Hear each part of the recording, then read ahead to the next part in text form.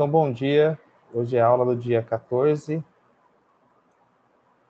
Hoje eu quero dar uma reolhada na parte de subgrupos que eu passei com vocês, né?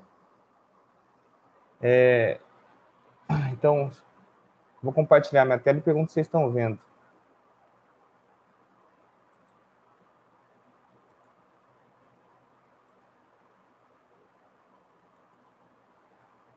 Vocês conseguem ver a minha tela? Sim. Sim? Então tá bom. Olha, a gente está bem aqui, né? A última aula nossa foi a aula 19, 7/10, ou seja, como teve feriado, né, na terça, então essa foi a nossa última aula. Eu falei sobre subgrupos nela. E eu comecei a aula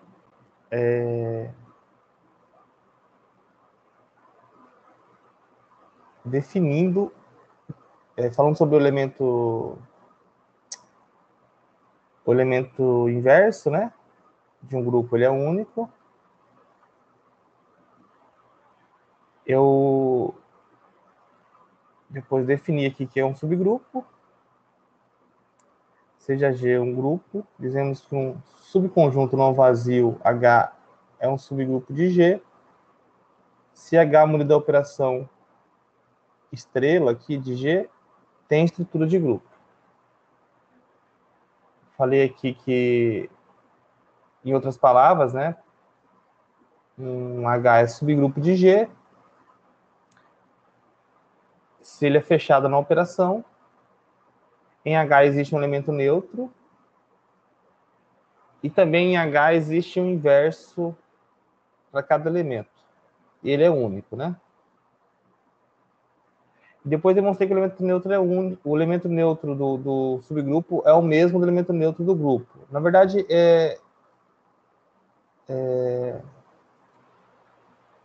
uma forma de fazer isso é tomando o EH aqui, que ele é igual ao H vezes o inverso de H, né? Ou, na verdade, você pode tomar assim, H operado com EH é igual ao próprio H. Só que isso é a mesma coisa que H operado com E. Ou seja, o E e o EH são iguais. É porque eu acho que eu coloquei essa igualdade aqui, ela não vale, ela não não está errada, só que poderia ter simplificado assim, olha, mais simples. O elemento, se eu pegar um H aqui, qualquer elemento de H, e multiplicar pelo elemento neutro de H, isso, por sua vez, é igual ao próprio H. Só que o próprio H é igual a H operado com o elemento neutro de G, porque o H é um elemento de G. Então, se eu multiplicar agora pelo inverso de H em ambos os lados, vamos ter isso daqui.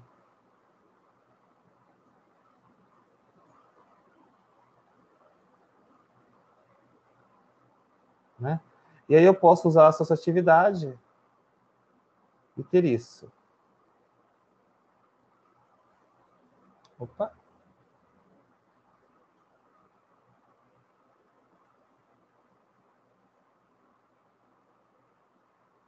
Né? E aí, isso aqui dá o elemento neutro de G. É igual ao elemento neutro de G vezes o elemento neutro de G. Só que isso daqui, por sua vez, é o elemento neutro de G. E aqui é o elemento neutro de H, porque esse aqui é o elemento neutro de G. Então, quer dizer que são iguais. Tá? Então,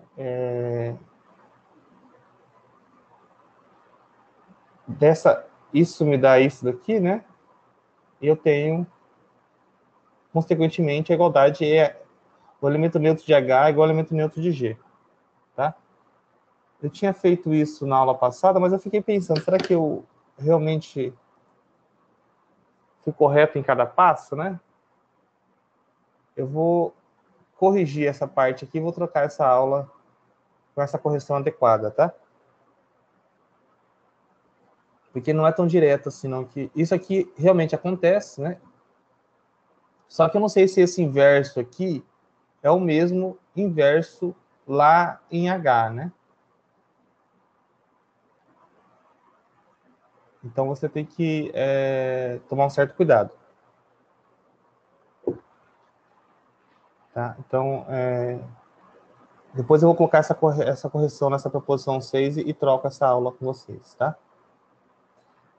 Bom, mas continuando, né? Seja G um grupo, então as afirmações a seguir são equivalentes. H é subgrupo de G. Professor, Pode falar. desculpa, o senhor pode voltar rapidinho? Deixa eu só aumentar o volume aqui. Aqui você fala? Isso. Essa aqui, a outra parte, lá onde o senhor mostrou outra forma de provar, a gente poderia pegar que o H pelo inverso dele daria EH também? Ou isso seria errado porque a gente não sabe se o H... Fala um pouquinho mais alto, Maria. Eu não consigo te ouvir. Desculpa, melhorou? Alô? Melhorou? Melhorou. Ok. Lá na correção que o senhor fez, a gente poderia pegar H pelo H inverso e colocar que é igual ao IH, considerando que o H inverso seria o inverso do H no conjunto H e não no conjunto G, ou isso seria errado? Poderia. Aqui você poderia. Só que é o seguinte, ó. Vamos tentar pensar assim. Aqui você fala, né? Isso.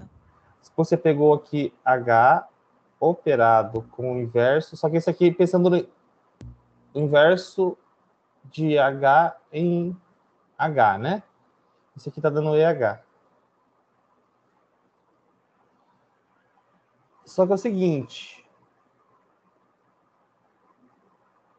E agora, né? Você vai chegar ao quê? Quando você operar aqui, vamos supor que você coloca um Hzinho para dizer, olha, esse aqui é o inverso de H em H, tá? Então você tem isso aqui, olha. É igual. Agora você pega o inverso em G. O inverso de H em G. Multiplica em ambos os lados, né?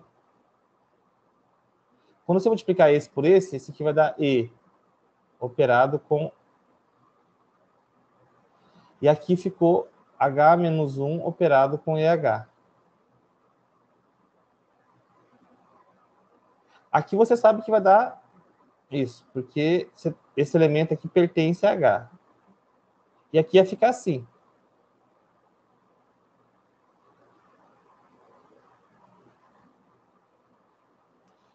Você pode multiplicar agora pelo inverso de EH, né? Vamos fazer assim. Fica H operado com... Só que o inverso aqui dele, eu não sei onde cai, mas só que no próprio H, esse inverso aqui... Aí que está. Agora você não sabe o que é essa multiplicação, olha.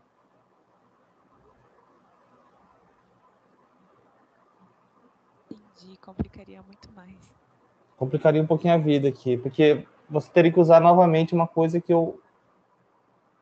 Porque nessa demonstração que eu fiz, olha, eu percebi o seguinte, eu peguei o inverso de H aqui, só que eu não sei onde esse inverso está. Esse inverso é o inverso de H em G ou o inverso de H aqui em H? Então eu teria que demonstrar primeiro que o inverso de H em H é o mesmo que o inverso desse elemento aqui em G. E eu não fiz isso antes, né, para fazer para fazer essa formação direta. Então, o processo seria... Aí você cai nessa coisa de novo, olha. O inverso desse elemento aqui, você está pensando nele onde? Em H ou em G? Em H. Então, mas aí quando você multiplica, então, se você multiplica aqui, olha, H agora, pelo inverso dele, isso daqui dá o próprio EH. Opa, sem o menos 1, né? E aí você continua não sabendo o que é isso aqui, olha.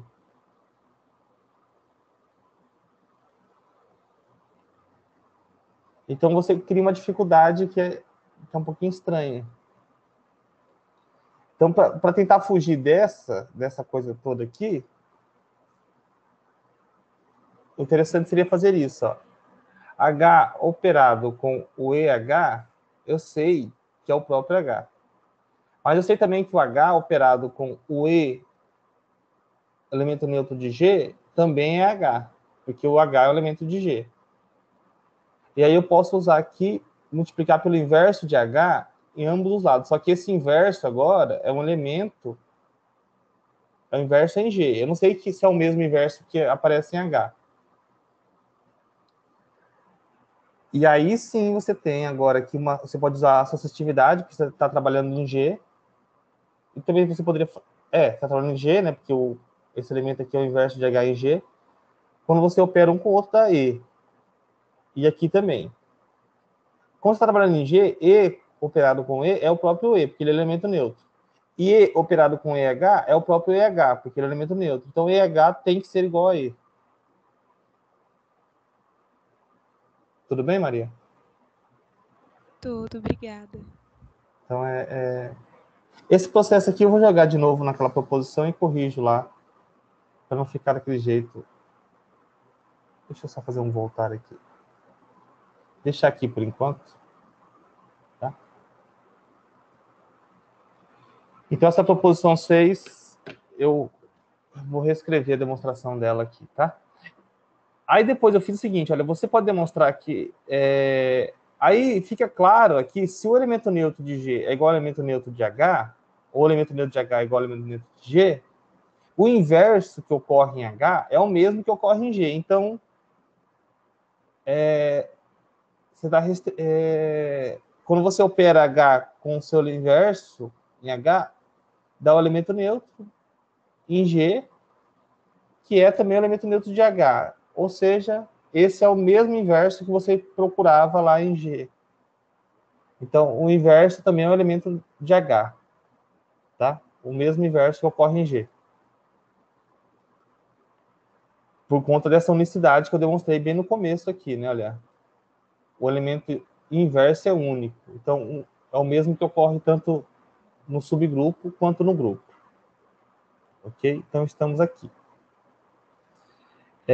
E aí você tem essas equivalências. Olha, se o H é subgrupo, então o elemento neutro está em H, o inverso de qualquer elemento está em H, e quando você opera dois elementos de H, continua em H. Para qualquer dois elementos que você pega em H. Também é equivalente a dizer o seguinte, o elemento neutro está em H, quando você opera H com o inverso de qualquer outro, isso continua em H para qualquer dois elementos de H. Então, para você mostrar que uma coisa é subgrupo, basta você demonstrar uma dessas três aqui. Essa aqui, na verdade, é a definição, né? Aqui e aqui é como se você já demonstrasse direto. Olha, aquilo lá é subgrupo. E aí eu fiz alguns exemplos, né? Eu peguei aqui um subgrupo de S3,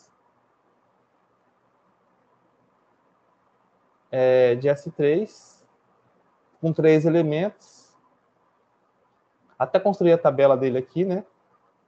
E mostrei, olha, tudo que eu falei ali, tudo que eu falei aqui, está ocorrendo aqui, né?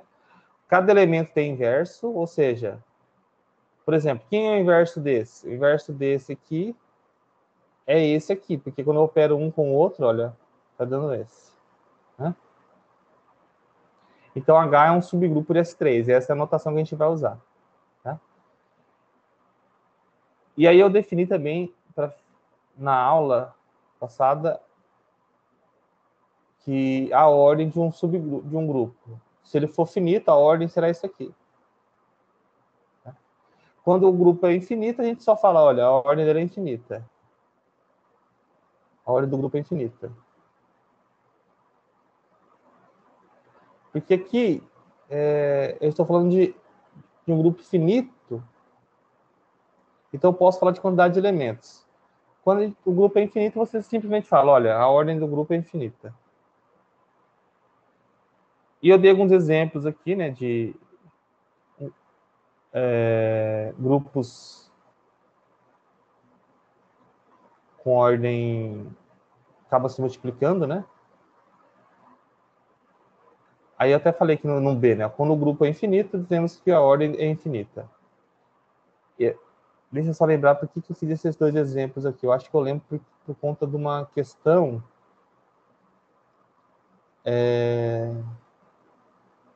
de subgrupos, né? Eu dei esses dois exemplos no seguinte sentido. Dado G um grupo finito, então seus subgrupos também são finitos.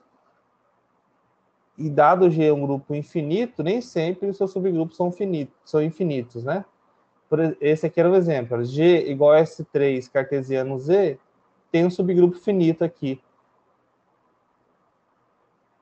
Que eu até coloquei H igual a S3 cartesiano sol zero, é um subgrupo finito. E depois eu falei uma proposição interessante que é todo subgrupo do grupo Z aqui, mais, ele é dessa forma, NZ, né? Para algum inteiro maior ou igual a zero. E aí eu fiz a demonstração e finalizei a aula passada, tá? Então, esse é um resumo do que eu falei na aula passada para vocês sobre subgrupos. Eu queria falar hoje um pouquinho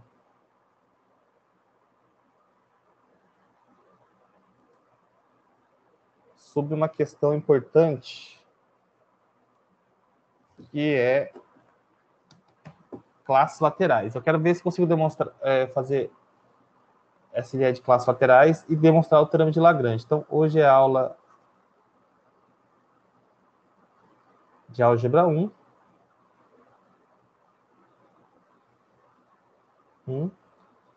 Dia 14, né? Do 10.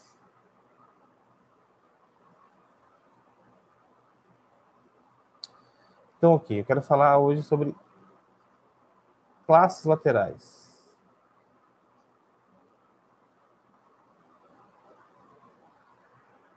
Classes laterais. O que são essas classes laterais? Eu vou fazer o seguinte, olha, como a gente já tem uma certa experiência com relações de equivalência, eu vou definir essas classes laterais como sendo classes de equivalência de uma relação que eu vou colocar para vocês aqui. Como construir essa relação. A ideia seria o seguinte, olha, sejam G, eu vou começar com sejam G,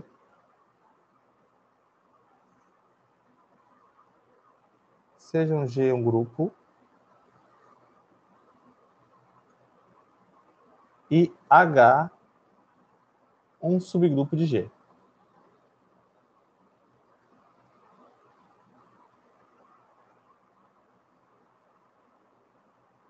De G.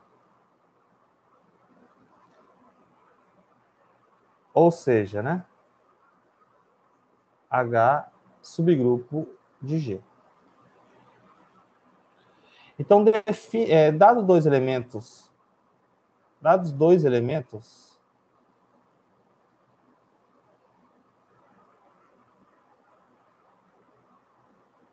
verdade, eu vou fazer o seguinte, vamos definir direto, né? Que dá dois elementos? Vamos falar assim, ó. Defina a relação da seguinte forma. Defina a relação R sobre G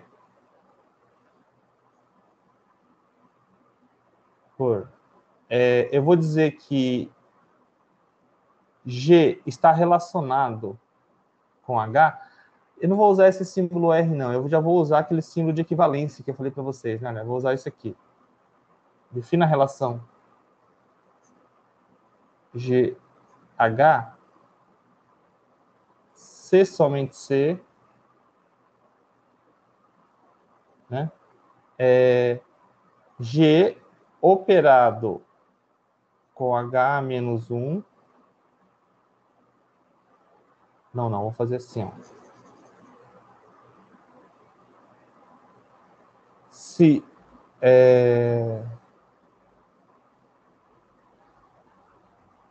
H a menos 1 operado com G pertence ao subgrupo H.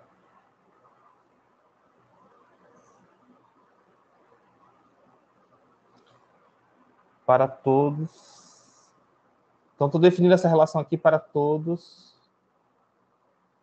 G e H pertencente a G.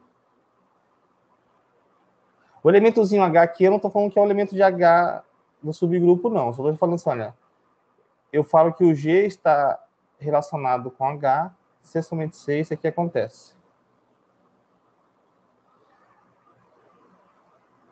Vamos demonstrar que isso aqui é uma relação de equivalência.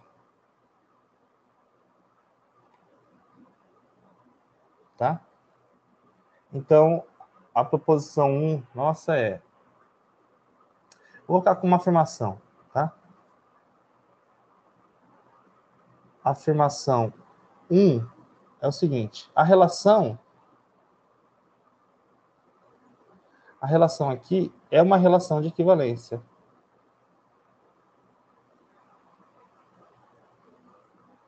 Se ela é uma relação de equivalência, ela tem suas classes de equivalência.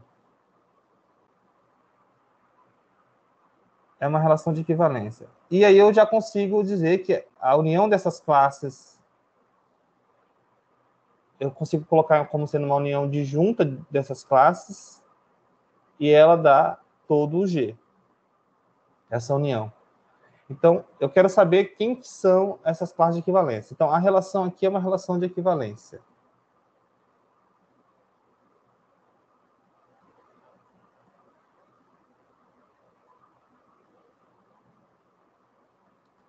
Então, vamos ver. A relação é uma relação de equivalência. De que jeito que a gente demonstra isso? É simples, a gente já sabe trabalhar com quando uma relação de equivalência. Primeira coisa, ela é reflexiva, né? É reflexiva. De fato.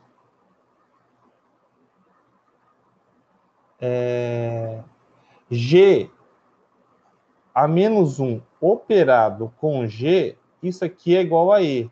E isso aqui pertence a H. Logo,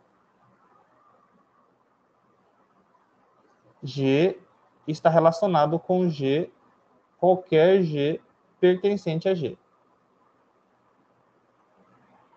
Ela é uma relação reflexiva. Agora, isso aqui é simétrica.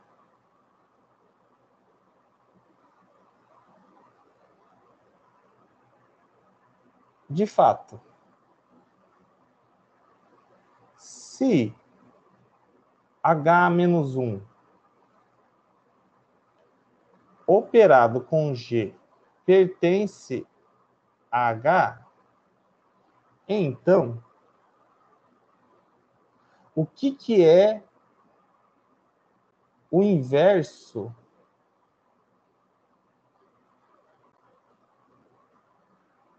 o que eu falei na aula passada? Que o inverso de um elemento de H pertence a H também, porque H é um subgrupo, e seu inverso é único e é o mesmo inverso que ocorre em G.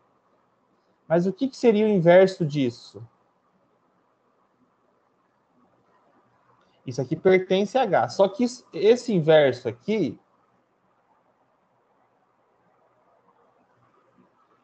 o inverso do produto de dois elementos, não é difícil demonstrar que você troca aqui, olha, vai ficar assim, G a menos 1 operado com H. Esse fato aqui segue da seguinte questão, olha, que eu vou colocar em vermelho aqui como uma observação. Se você tem lá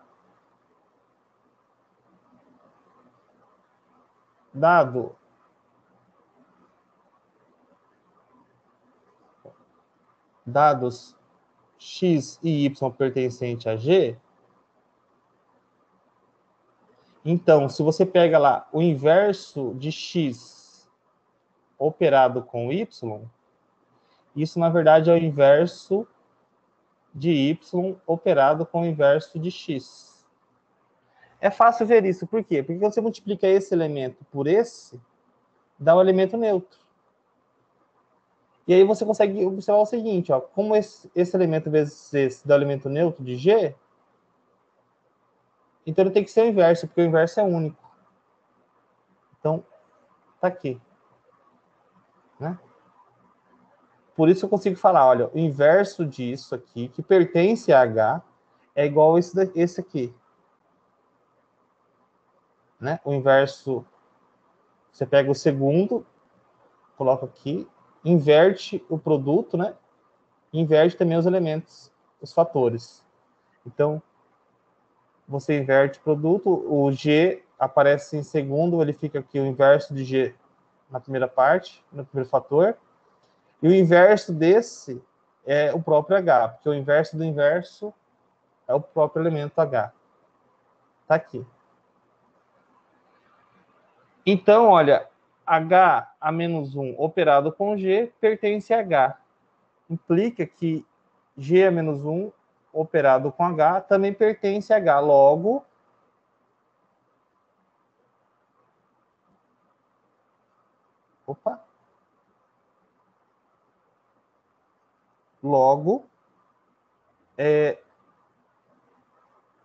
H também está relacionado com G.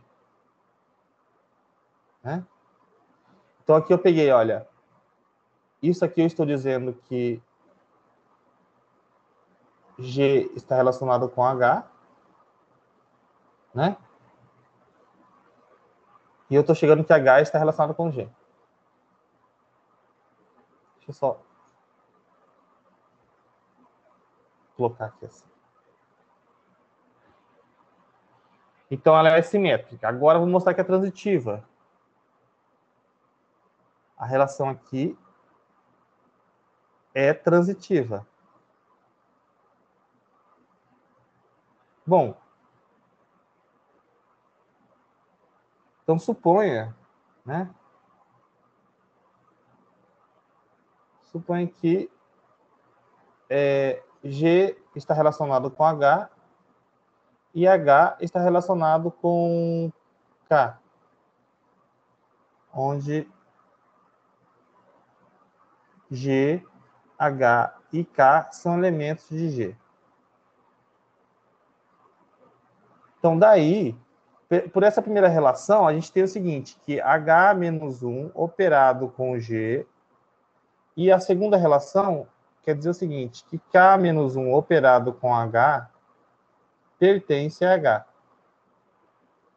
Eu quero mostrar que K menos 1 operado com G também pertence a H. Só que esses dois elementos pertencem a H. Se eu multiplicar ambos, se eu multiplicar esse por esse, isso também pertence a H. Daí isso acontece e a operação aqui, olha, H menos 1 operado com G. Opa. Deixa eu fazer primeiro, pegar primeiro esse daqui.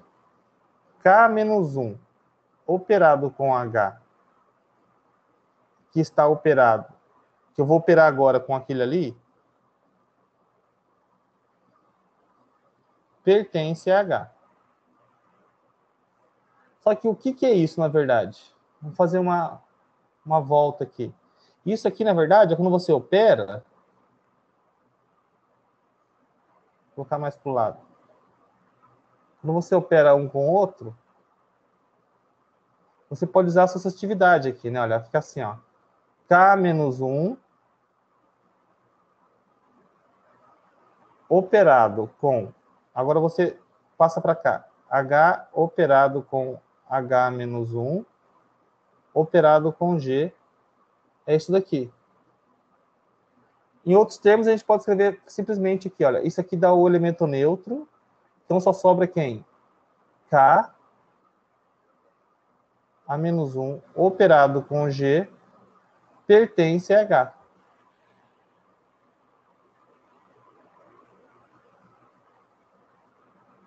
Isso acontece, portanto,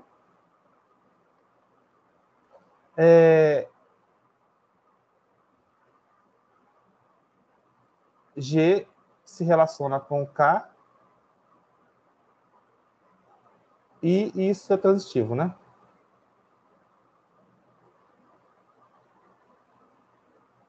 É transitiva. Aqui finalizou, né? Olha. É uma relação de equivalência. Pessoal, dúvidas, perguntas?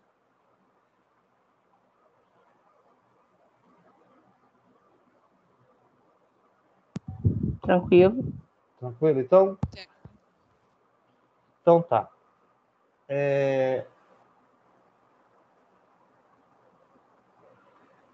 Então, vou fazer o seguinte, ó. Afirmação 2. Né? A classe de equivalência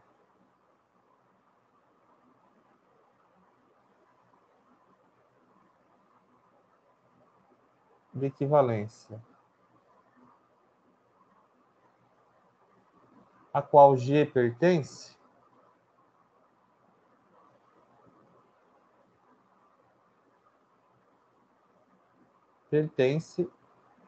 é dada por... Bom, vamos colocar assim, né? A classe... Eu não lembro como eu colocava. Vou colocar um G barra aqui. G barra é igual a GH. Onde eu estou denotando isso daqui como sendo GX, como X pertencente a H.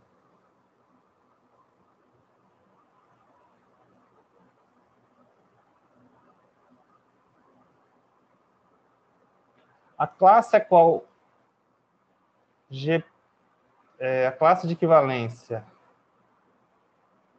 a qual G pertence é dada por isso. É claro que estou falando dessa relação de equivalência aqui, né? Dessa relação.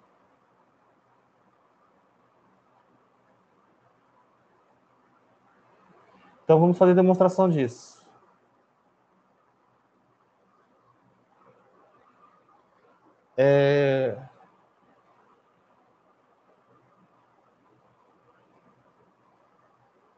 Bom, basta mostrar que se um elemento está aqui, então ele está relacionado com G.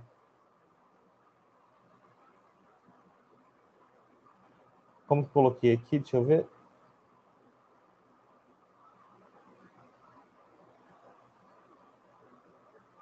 Deixa eu ver se eu vou me complicar aqui no seguinte sentido. Talvez não é bom colocar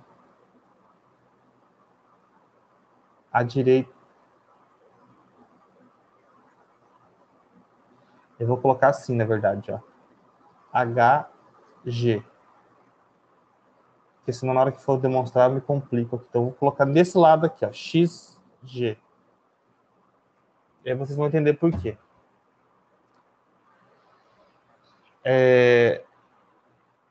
Bom, primeiro, vamos demonstrar que dado um elemento aqui, ele está relacionado com G.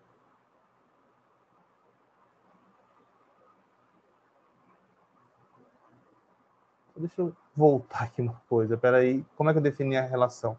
É H menos 1 operado com G.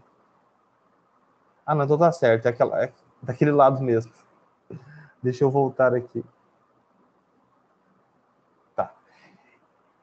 Eu tenho que demonstrar o seguinte. Ó, dado o elemento aqui,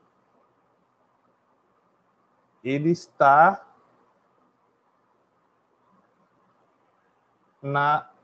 relacionado com G. E dado o elemento na classe de G, ele é dessa forma. Então, vamos lá. Então, vamos fazer a primeira inclusão.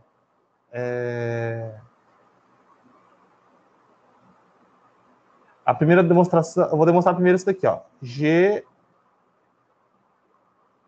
GH está contido em G barra, né? Então, vamos demonstrar isso, ó. Seja Y pertencente a GH. Então, existe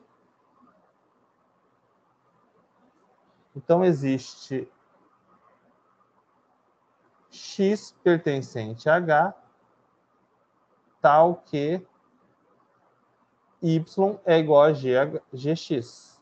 Tudo bem?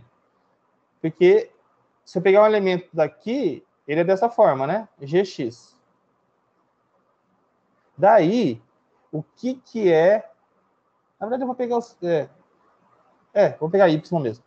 O que é Y a menos 1 operado com G, né? Isso, na verdade, é GX a menos 1 operado com G. Isso daqui é X a menos 1 operado com G a menos 1, não é? Olha, o inverso do produto aqui. É que agora eu esqueci a operação aqui, né? Eu não estou colocando a operação, né? Tem que colocar essa operação aqui, né? Olha. É G operado com X. G operado com X. Faltou colocar essa operação aqui também, né? É claro que nem sempre você precisa colocar a operação, tá, gente? Eu estou seguindo aqui e só acabo esquecendo às vezes, mas ela quando não aparece, quer dizer que você está multiplicando, você está operando aqui com a operação de G. Então aqui ficou assim, G, né? Agora eu posso usar a associatividade aqui, ficar X a menos 1 operado com G a menos 1 operado com G. Aqui dá o elemento neutro de G. Com X vai dar X a menos 1. E isso aqui pertence a H. Então, quer dizer que esse elemento Y está na classe de G. Porque, olha, o X é um elemento de H já. O inverso dele também é elemento de H. Logo, então aqui temos um daí, né? Tem um ponto aqui. Então, existe X tal que isso que acontece. Daí, isso acontece e o Y está relacionado... Opa! O Y pertence à classe de H, pois...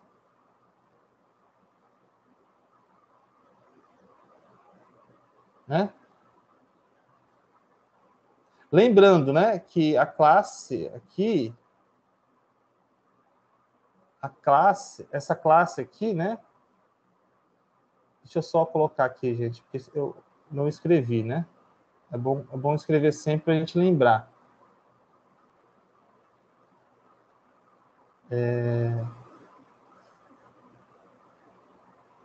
Deixa eu escrever aqui. Que é a classe a qual o G pertence? Por definição, a classe aqui a qual o G pertence são todos os Y, né? Tal que... Só para lembrar, para ficar claro com a demonstração, né? Olha.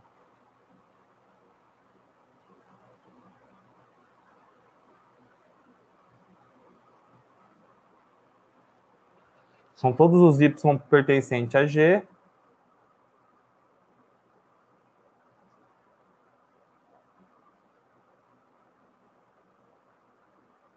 Tal que isso aqui acontece.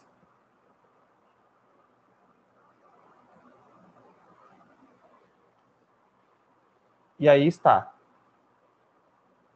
Né? Então, eu peguei primeiro um elemento aqui que eu chamei de Y, né? E mostrei que ele está relacionado com G. Então, ele pertence. Foi isso que acontece. Agora, vamos ver.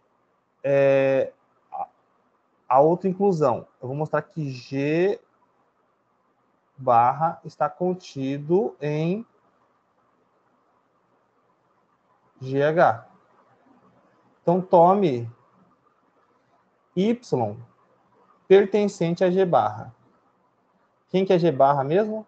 São todos os Y pertencentes a G, tal que isso aqui acontece, né? G está relacionado com Y. O próprio G pertence a essa classe, porque o G está relacionado com G, porque a relação é reflexiva. Então, tome isso, né? Assim, Y a menos 1, até usei a mesma letra aqui, né? Eu vou usar outra letra. Talvez seria bom usar um Z aqui, ó. Tome assim, Z a menos 1 operado com G pertence a H. É assim que eu defini, né? A relação. G está relacionado com H quando H menos 1 operado com G está em H.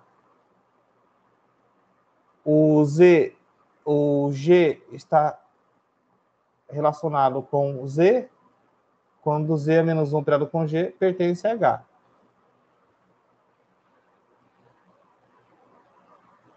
Ou seja, existe X pertencente a H, tal que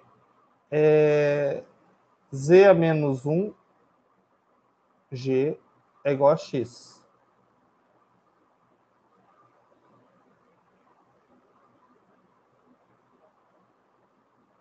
Tudo bem, gente? Então, eu posso multiplicar por Z em ambos os lados. Vai ficar assim, ó.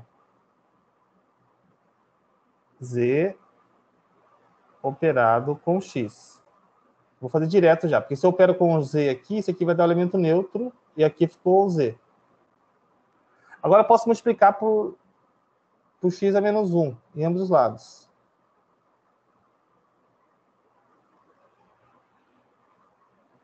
E aí eu tenho a igualdade, né? IZ é igual a G operado com X a menos 1. Esse elemento aqui pertence a H. Então, quer dizer que isso aqui pertence a quem? A GH.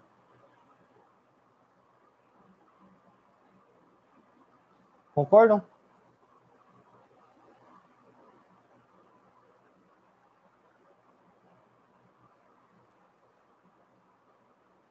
Então, a classe de equivalência a qual G pertence é dessa forma, GH.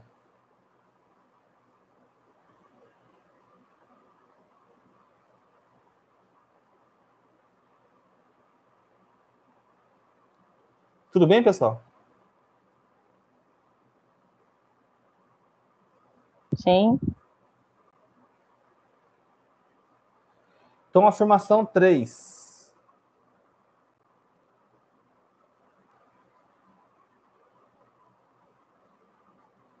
Afirmação 3. Se G e H pertencem a G, então existe uma bijeção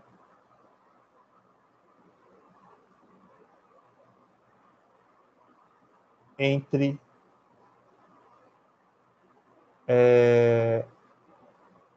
GH e H. Não sei se eu posso. Talvez seja bom usar outras letras, né? Aqui, olha. Vou pegar aqui assim, olha. Ao invés da G e H, usar isso aqui, olha. XY pertence aqui, então existe uma bijeção entre XH e YH.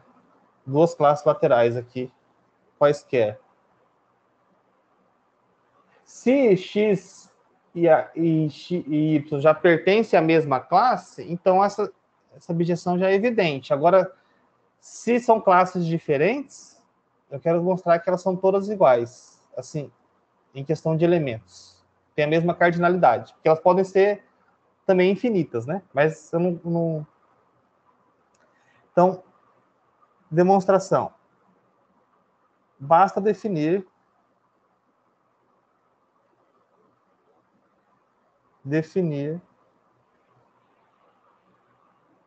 f de xh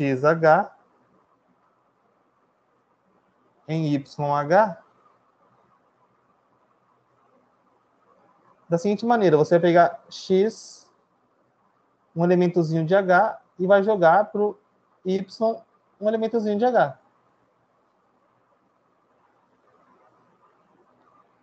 Note que a inversa de h, a inversa dessa f ali, a inversa dessa função é essa operação aqui, né?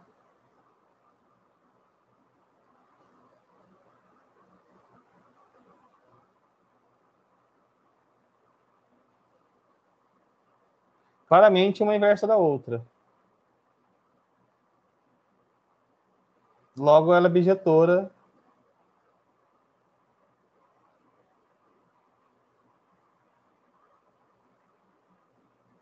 e, portanto,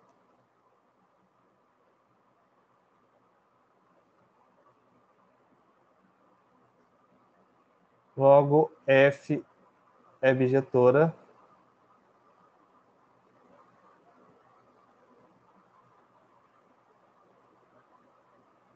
e, portanto, e o resultado segue. A afirmação segue, né?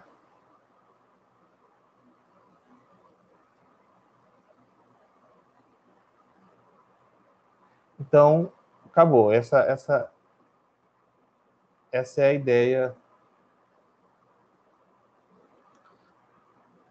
Então, eu vou definir o seguinte, olha.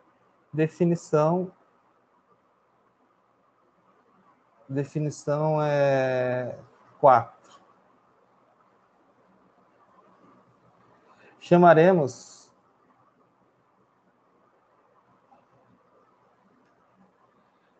G barra, que é isso daqui, né? De classe.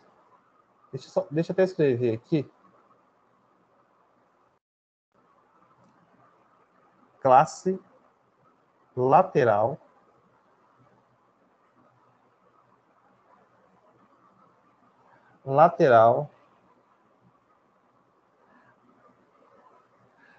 à esquerda, porque está à esquerda de H, tá vendo? Ó? A posição dela está à esquerda de H aqui, à esquerda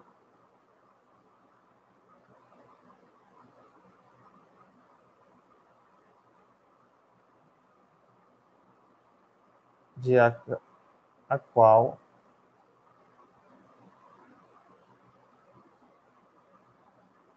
G pertence.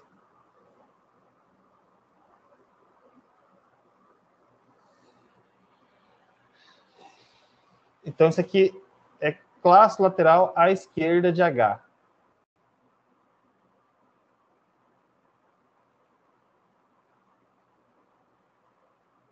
Na verdade, deixa eu colocar aqui assim, ó. Deixa eu colocar isso aqui, ó, primeiro, em G, né? porque é uma classe lateral em G. Em G.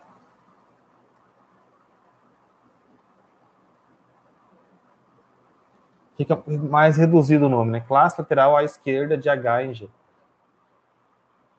Só que aí eu vou concluir assim, a qual G pertence.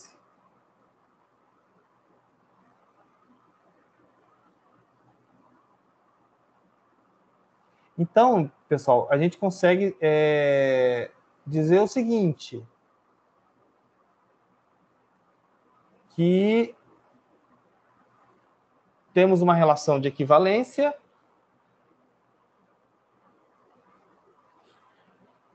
temos como caracterizar as classes de equivalência,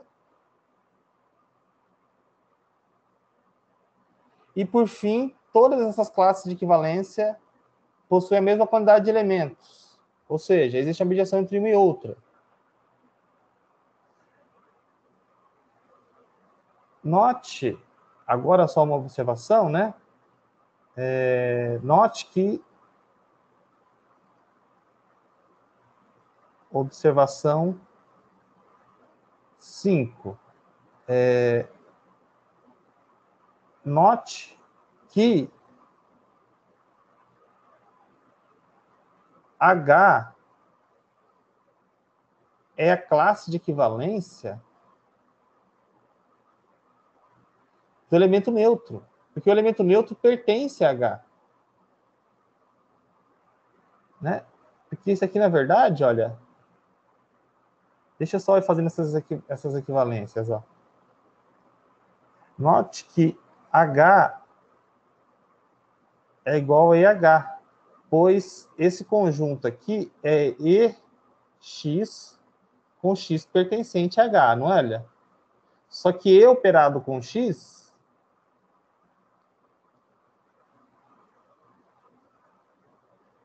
é o próprio X.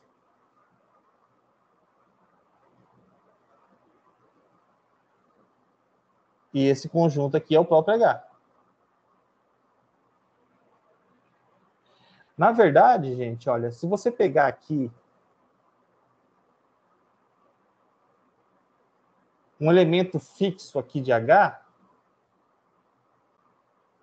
fixar um H pertencente a H, isso aqui também pode se traduzir assim, olha, H operado com X. Você fixa um elemento de H, você pode pegar qualquer elemento, esse elemento fixado aqui, e operar com X, isso continua em H. Você consegue ter todos os elementos de H a partir dessa operação aqui. Isso aqui, na verdade, é a classe a qual H também pertence. Então, a gente está dizendo o seguinte, ó, a classe do E é igual ao próprio H, que é igual à classe de qualquer elemento de H. Ou seja,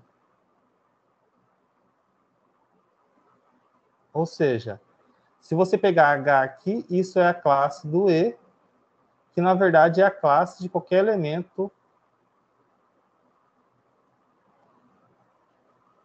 pertencente a H.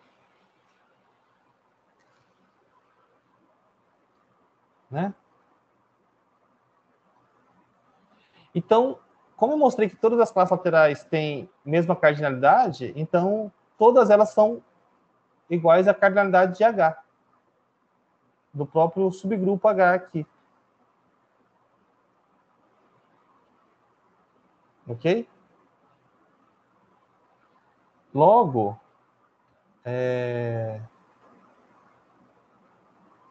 portanto, né? Aqui é uma observação importante. Portanto, todas as classes laterais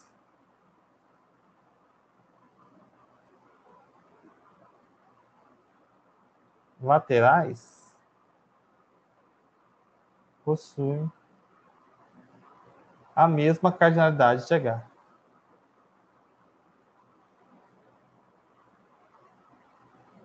cardinalidade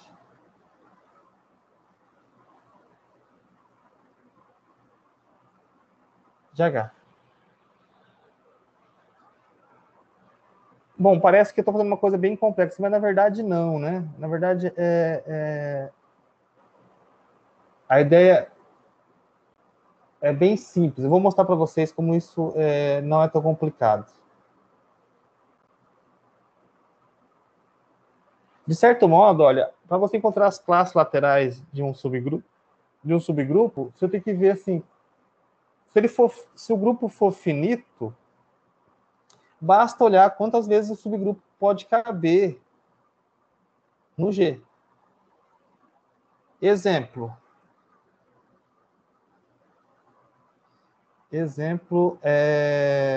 deixa eu pegar aqui, exemplo 6.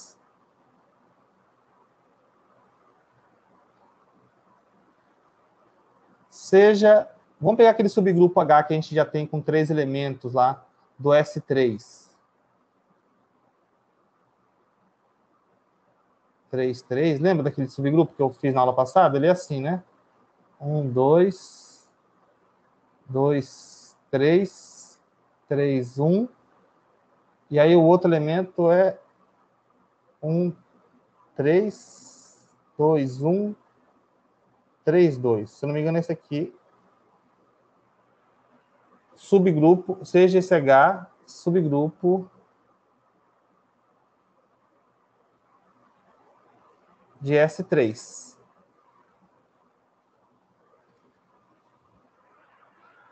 Vamos calcular assim, ó.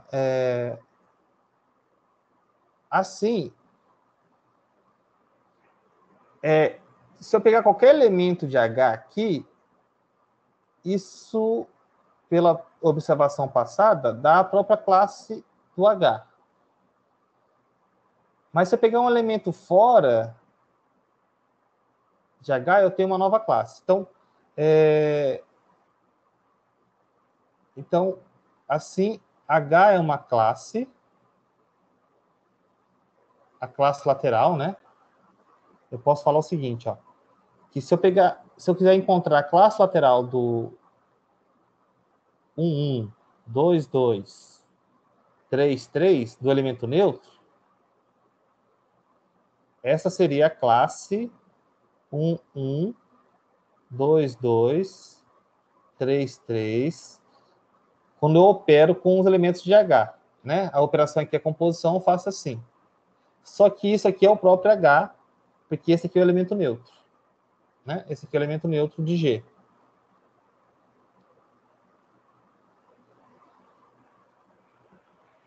Ok? E agora vamos pegar um elemento fora de H. Um elemento que não está em H, por exemplo, é esse aqui, ó. 1, 2, 2, 1, 3, 3. Vamos calcular a classe disso. Classe disso, lembra, olha, é, na verdade, 1, 2, 2, 1, 3, 3. Aí eu vou operar com os elementos de H. Vamos fazer o seguinte, ó. Vamos copiar H aqui. E vamos calcular isso. Ctrl C. Vamos fazer aqui essa conta toda. Ctrl V. Aqui. Vamos ver se cabe aqui.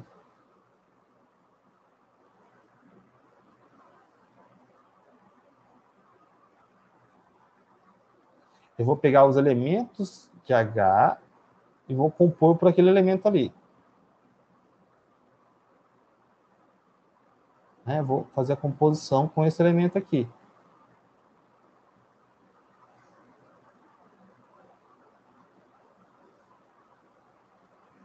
Ctrl C, Ctrl V. Que merda. Deixa eu só afastar um pouquinho mais.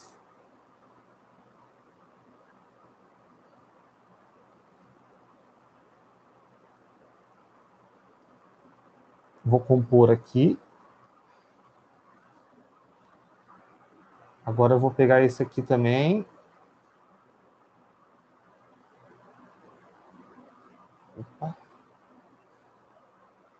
Vamos ver que conjunto que vai dar, né? Isso aqui tudo é só para reduzir a escrita, viu, gente? Ctrl V. Aqui.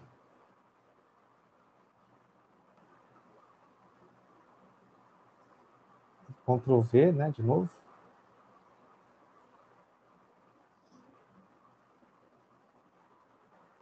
Vamos ver o que vai dar isso aqui.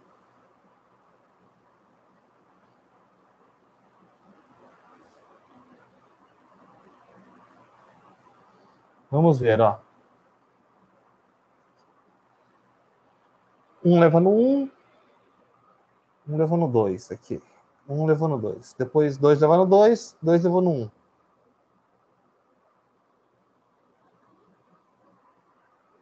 2 levando 1. 3 levando 3. 3 levando 3. Primeiro elemento. Agora 1 levando 2. 2 levando 1.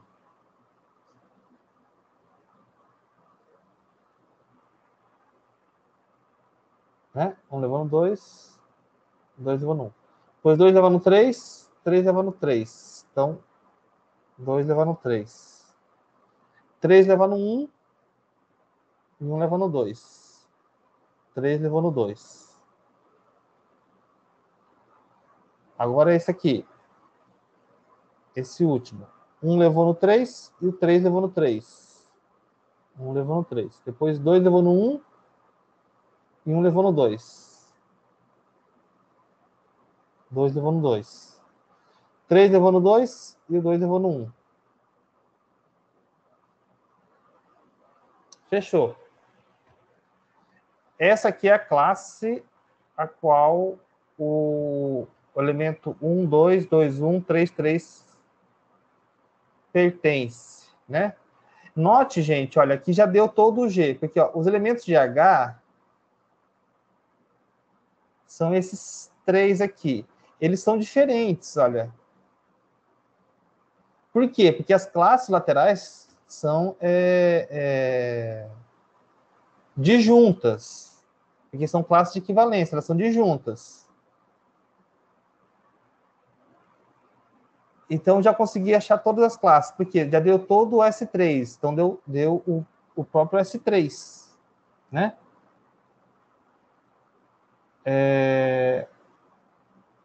Assim, o S3 ele é igual à união dessas duas classes, né? A classe do elemento neutro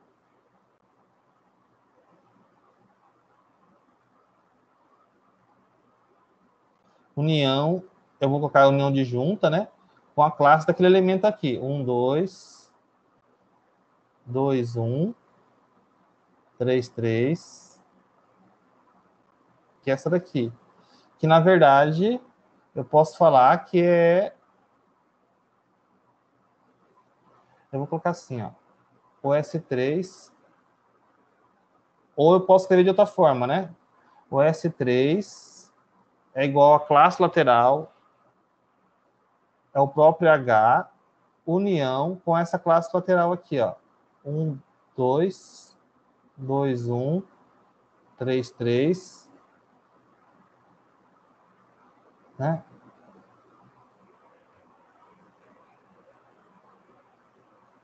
Vou colocar colchete aqui para dizer que é um conjunto só. Tá vendo, olha?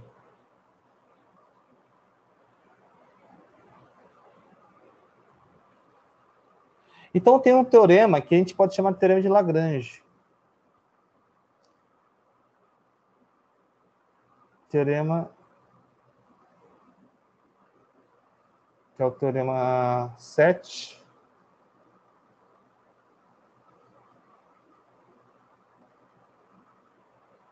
Teorema de Lagrange. Que é o seguinte...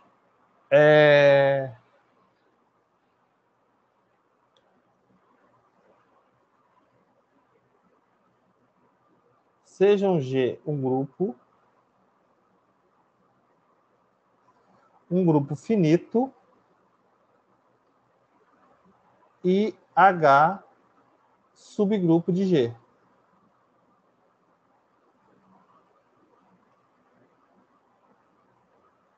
Então,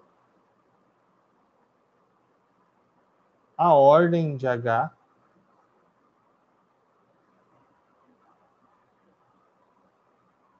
divide a ordem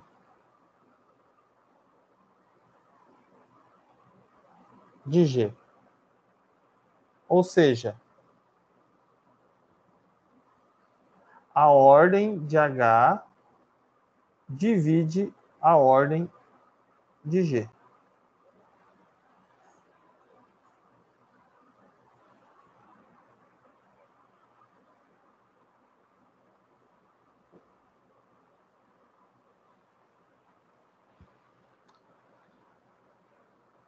A ordem de H divide a ordem de G. Como que podemos demonstrar isso? Na verdade, está demonstrado aqui, né? Olha. Porque a demonstração segue das afirmações.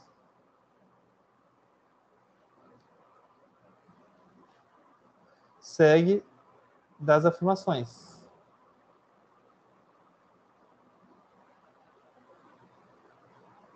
Por quê? Porque, veja, se eu quiser... eu posso definir essa relação de equivalência aqui. Eu defino essa relação de equivalência. Definir essa relação de equivalência, eu tenho as relações de equivalência, são as classes laterais. E eu já sei que essas classes laterais, ou elas são disjuntas, ou são iguais. Porque vem de uma relação de equivalência. E aí eu sei agora também que todas essas classes laterais têm a mesma cardinalidade que o próprio H. Porque o próprio H é uma classe de equivalência.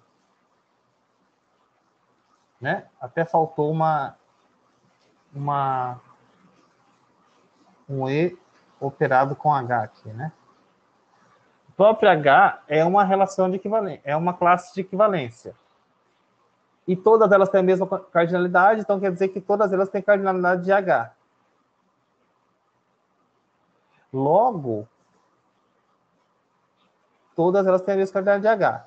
Então, o G pode ser escrito como sendo uma união disjunta de classes laterais com a mesma cardinalidade de H. Então, quer dizer que cabem... Se o G for finito, você consegue dividir o G em classes laterais de mesma quantidade de elementos de H, ou seja, a ordem de H divide a ordem de G. É igual esse exemplo aqui, né? As classes laterais aqui, olha, têm o mesmo tamanho.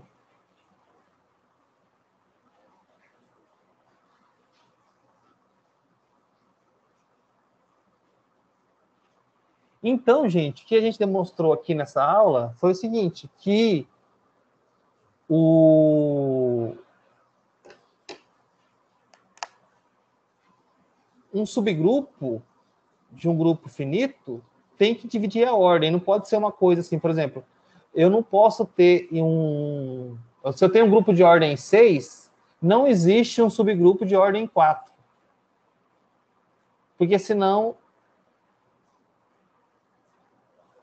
se existisse e não dividindo a ordem de G, chegaria no absurdo pelo teorema de Lagrange.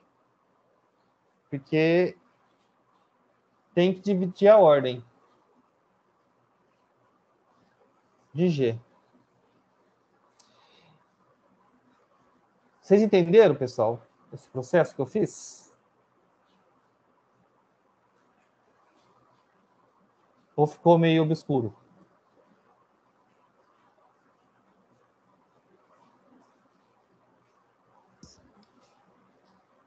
Pessoal, Professor, pode falar. deu para entender. Eu só queria saber quando o grupo em questão for infinito, a gente pode ter alguma afirmação? Ou aí a gente que a gente não pode usar esse teorema de Lagrange, eu já sei, mas Então, infinito não faz sentido falar em divisão, né? Mas o que você pode falar é o seguinte, é que você continua ainda tendo que o G será uma união disjunta das classes laterais de H. Né? Mas aí eu posso falar o seguinte, olha, essa união disjunta cabe uma quantidade finita só em G ou cabe uma quantidade infinita? Vamos ver um exemplo. Né? O teorema 7 tem esse exemplo aqui, que eu já passei, né? Olha, o S3. Esse H de ordem 3 cabe somente 2 vezes no S3, né? Eu fiz todas as classes laterais que podem ocorrer, né?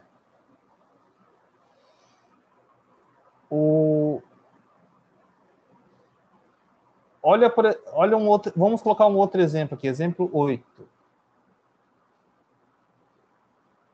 Exemplo 8.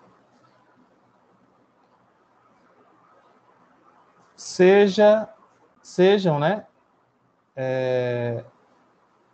o grupo G igual a Z, o grupo cíclico, e H e o subgrupo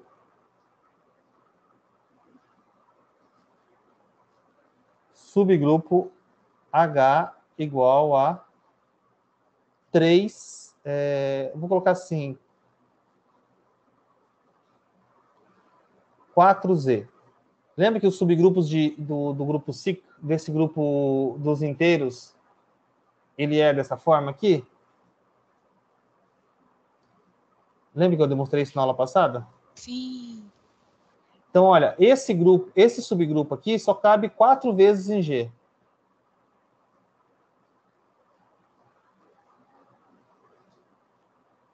Note que o G, os inteiros, ele é igual o próprio 4Z, né? União disjunta com 4n mais 1, com n pertencente a Z.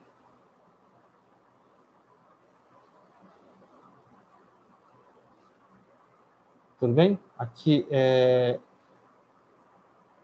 esse 4n mais 1 eu posso escrever assim, olha, para ficar mais claro. 1 mais 4Z. União disjunta com 2 mais 4Z. União disjunta com 3 mais 4Z. E aí acabou, porque se eu pegar o 4Z, volta para esse aqui. 4 mais 4Z é esse aqui. E essas aqui são as classes laterais. Olha, a operação não é a operação aditiva? E essas aqui são as classes laterais. Olha, aqui é a classe do zero, né? Dos múltiplos de 4. Aqui é a classe do 1, os múltiplos de 4 mais 1. Aqui é a classe do 2. E aqui é a classe do 3.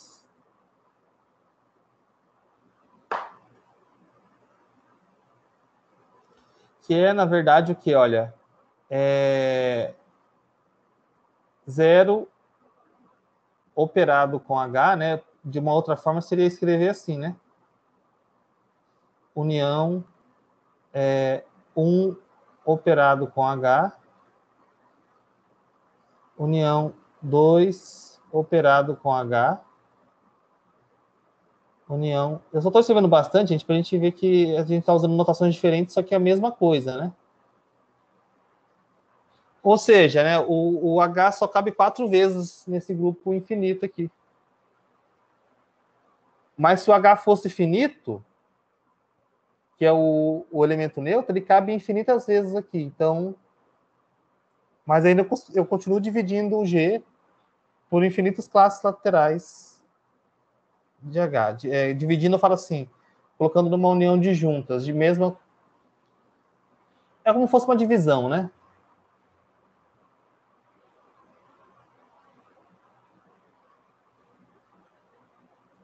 Como se estivesse separando em partes. Em partes iguais, pela relação de equivalência. Ok? Agora eu entendi por que se fosse infinito, não faria sentido. Mas pelo menos a gente pode falar que se você dividir esse infinito por esse, dá 4, né? Mas não é uma questão de divisão. Por isso que eu não falo divisão, eu falo só que... Né? Mas pelo menos a gente consegue falar, olha, os subgrupos...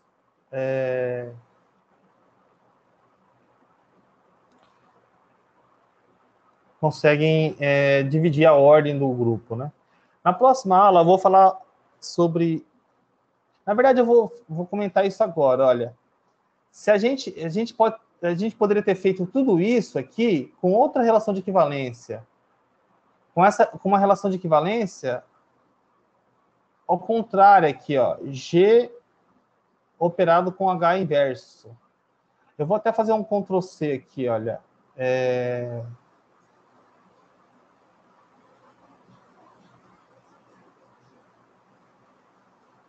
Olha, se a gente tivesse definido observação aqui, eu vou fazer uma última observação. Observação 8.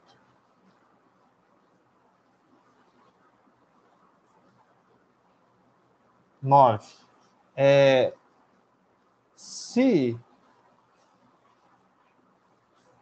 Seja, né? Sejam G um grupo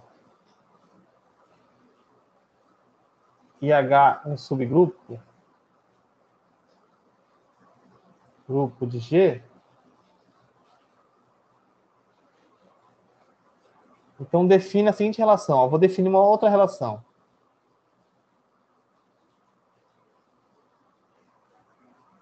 Defina a relação.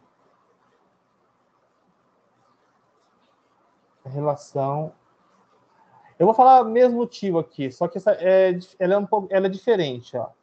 G está relacionado com H, C e somente C.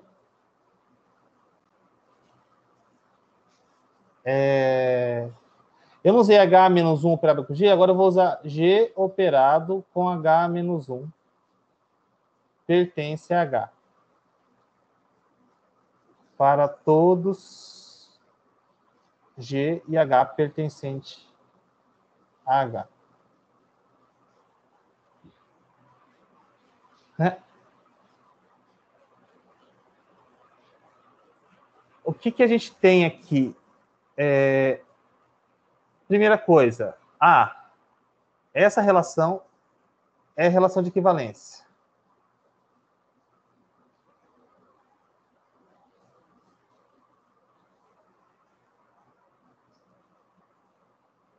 De equivalência.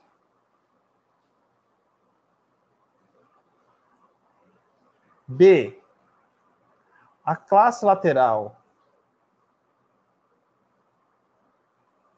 A classe lateral a qual G pertence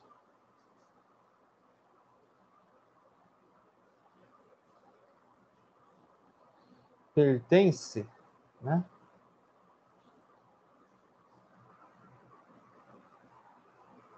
É tal que O que acontece, gente? Lembra que eu falei assim, classe lateral é o conjunto dos elementos de G, tal que G e Y estão relacionados. O Y se relaciona com G, né? Isso aqui é a classe lateral a qual G pertence. Isso daqui, na verdade, é dada por esse conjunto aqui, ó. Eu coloquei, na verdade, aqui H operado com G, tá? Que é o conjunto dos elementos. Opa! Aí eu vou usar outra letra aqui, né? Para não confundir com H dali. X operado com G, tal que o X pertence a H. Eu não sei se eu coloquei isso lá em cima, né? Vamos ver. Olha, eu não estou usando a operação aqui, mas, gente, ó, considere que tem uma operação aqui, tá bom? Tem a operaçãozinha aqui, olha. Vou colocar aqui só para ficar claro, tá?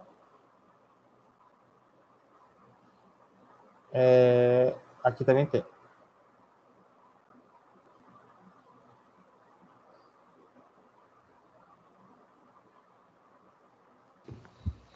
Aqui Isso é para também. a gente não pensar que só vale para multiplicação, né?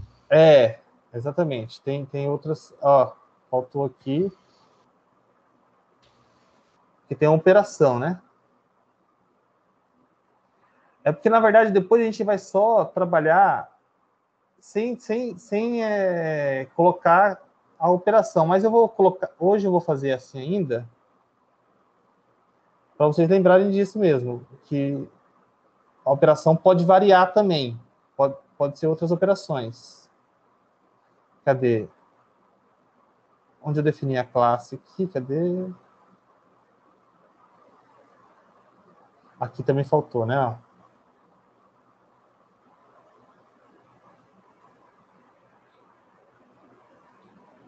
Tá? Então agora parece que estamos todos, né? Todas com operação. Então, olha.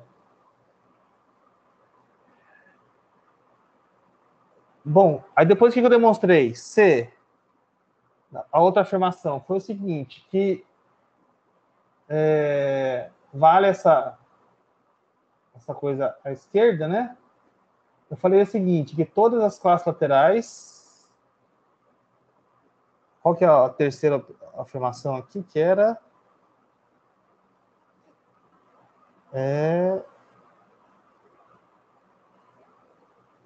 essa, depois das classes laterais... Então, a gente pode definir aqui também, ó. Se X e Y pertencem a G, então existe uma abjeção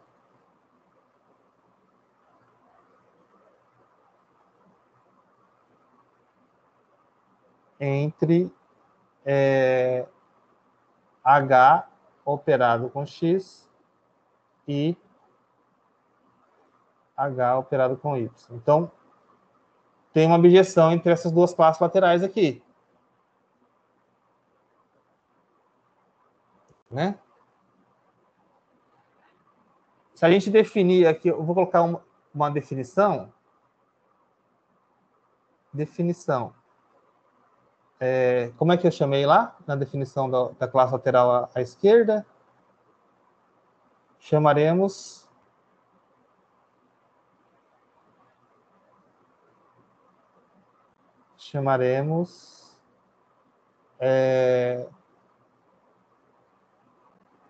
G barra, que é igual a classe lateral agora à direita, de classe lateral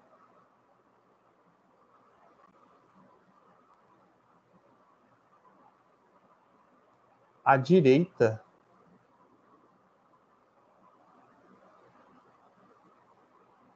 de H em G. Aí eu vou falar assim, a qual G pertence.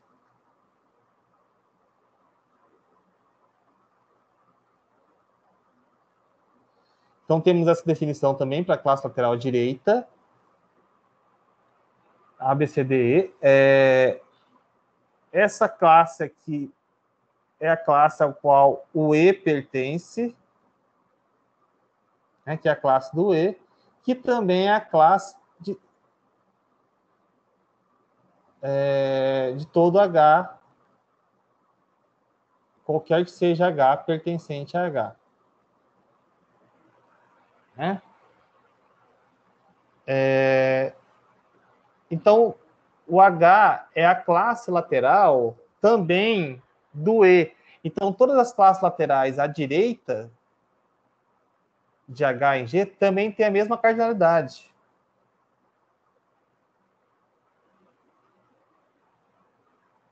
Tem a mesma cardinalidade.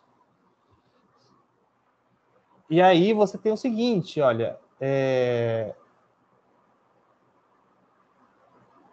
você tem uma questão importante que é o seguinte.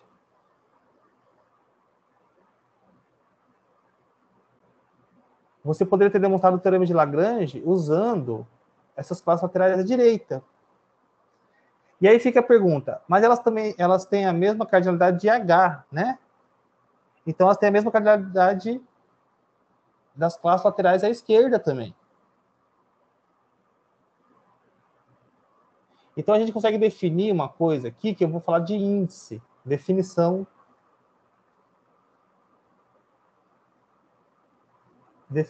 10, só para finalizar essa aula, que é o seguinte, ó. Sejam G um grupo e H um subgrupo de G.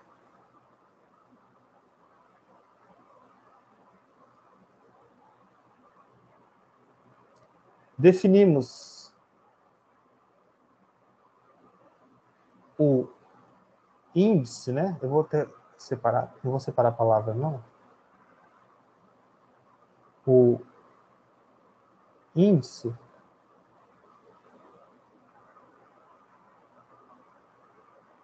de H em G por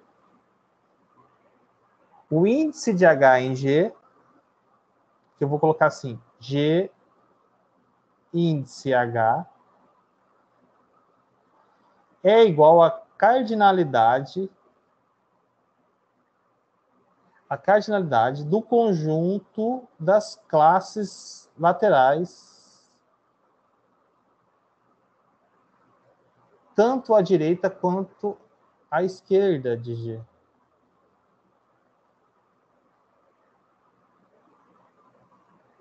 Aqui eu estou pegando, gente, ó, o conjunto das classes laterais, tá? Olha, que é o mesmo que existe em igual quantidade também.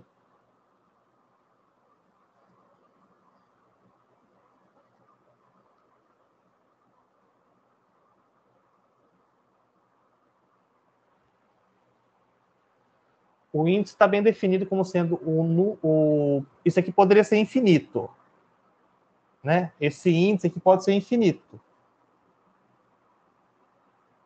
Mas se o que acontece é o seguinte, que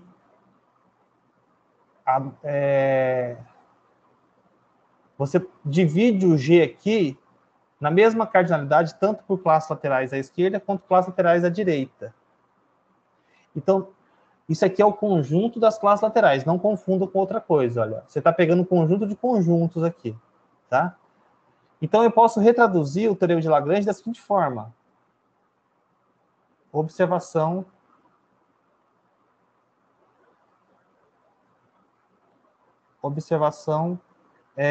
11. Se G é finito e H é subgrupo de G,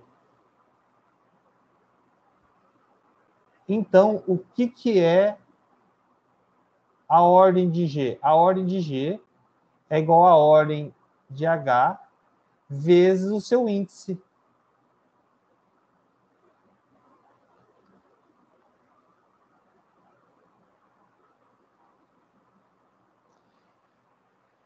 Isso é fácil ver, porque, gente, olha, o índice é a cardinalidade de quantas classes laterais diferentes eu posso ter. Tá vendo? Ó? Classes laterais diferentes. Porque eu estou pegando o conjunto das classes laterais aqui. Então, se o G for finito, quantas delas existem?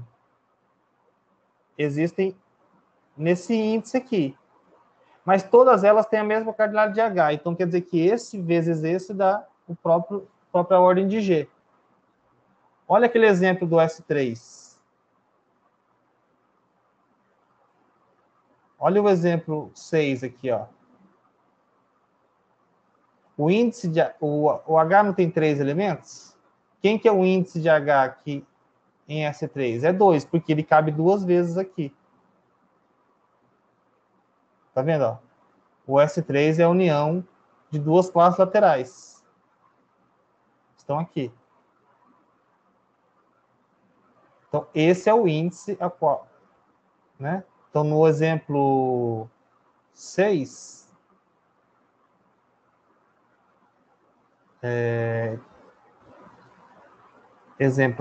exemplo 12 aqui, que eu vou pôr,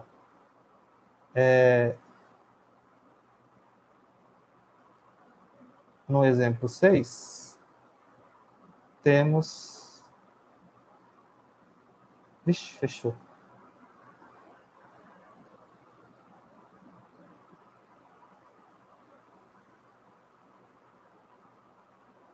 No exemplo 6, temos que o 6, que é igual à ordem do S3, né?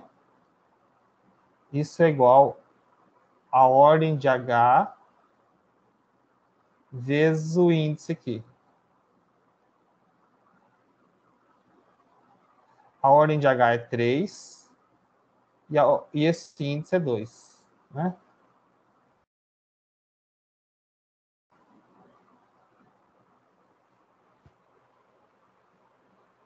No caso, G é o S3, né? G é o S3. Entendido. Professor, Pode falar. eu pensei em uma coisa que eu não sei se é verdade, mas sei lá, na minha cabeça faz todo sentido.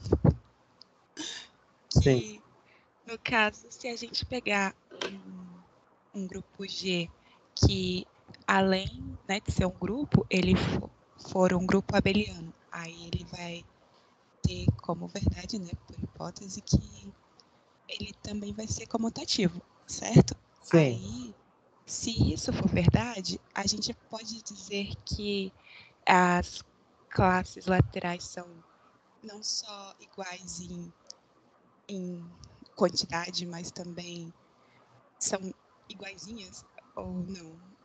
Isso São faria sentido. iguais em elementos também, né? É, É o mesmo conjunto, sim. Em grupos abelianos isso está acontecendo. Seria confuso ver que, na verdade, que isso não ocorre em grupos... isso nem sempre ocorre quando o grupo é não abeliano. Você tem razão, Maria. ai, que legal. Então, vou colocar aqui, ó. A, né? B, vou focar essa observação. Se G é abeliano, e H é subgrupo de G,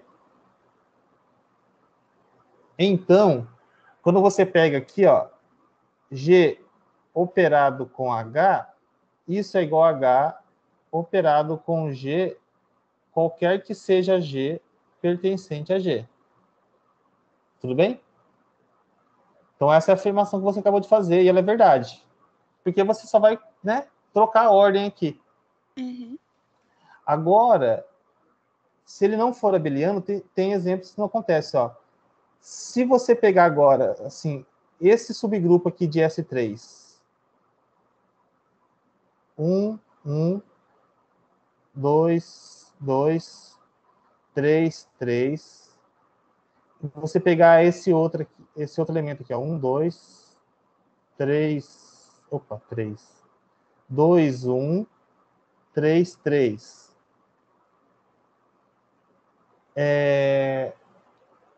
As classes laterais dele nem sempre são iguais para o mesmo elemento.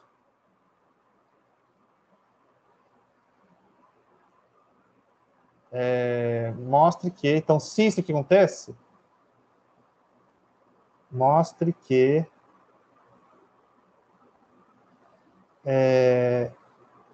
se você pegar essa classe lateral aqui, vamos pegar um elemento... Vou pegar um elemento de qualquer aqui, tá? Que isso aqui... Deixa eu ver... 1,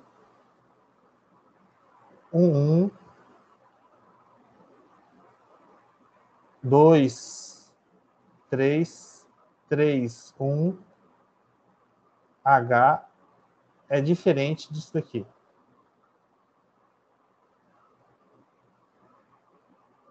Professor, Oi.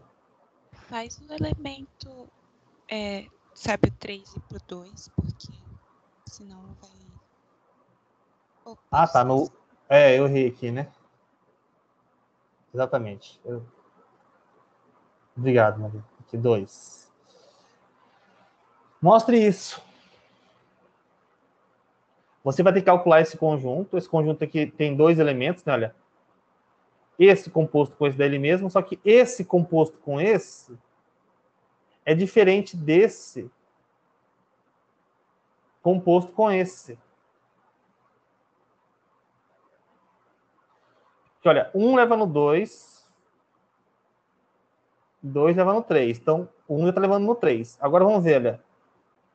1 leva no 1 e 1 levou no 2. Então, enquanto que o 1 levou no 3 nesse lado, esse lado 1 levou no 2. Então, deu classes diferentes já. Dá para ver isso. Então, tá vendo? Ó, nem sempre você tem isso. Se o grupo for abeliano, beleza. Acontece. Mas na próxima aula a gente vai tentar olhar quando isso acontece. Qual que é a propriedade que eu preciso ter no grupo para que isso aqui aconteça? No subgrupo, não no grupo. Tá? Tá bom, beleza. Se você for tentar fazer isso para esse H aqui, as classes laterais são iguais, sempre. Porque é o que sobra, né? Se você olhar, é o que cabe, olha. Qualquer classe lateral que você tentar fazer, vai ser o que sobra dessa parte aqui. Quanto que sobra? 3. Só sobra 3. Então, quer dizer que os elementos que estão fora daqui é uma classe lateral também. Quais são os elementos que estão fora? São exatamente esses aqui. Então, qualquer outro elemento que você multiplicar por ele vai ser o que cabe, vai ser o que sobra. Então, não tem como... As classes laterais desse subgrupo são iguais. Já para... Esse aqui só tem 2... Esse aqui é um subgrupo, só tem 2 elementos. Primeiro, você precisa ver que isso aqui é um subgrupo, tá? Só vou colocar aqui. Note que H é um subgrupo. H aqui é subgrupo de S3, tá? Bom, gente, era isso que eu queria falar hoje. Acho que eu falei bastante coisa para vocês. E bem interessantes, né? O trâmite de Lagrange é importantíssimo. Então, tá aí o trâmite de Lagrange demonstrado. Então, pelo menos a gente sabe o seguinte: se é subgrupo, tem que dividir a ordem do grupo, caso o grupo seja finito. Tudo bem, gente? Isso? Tudo. Bom, parei com o compartilhamento aqui. Eu acho que eu queria falar isso na aula de hoje. Eu espero que vocês tenham um bom dia. Eu vou parar a gravação.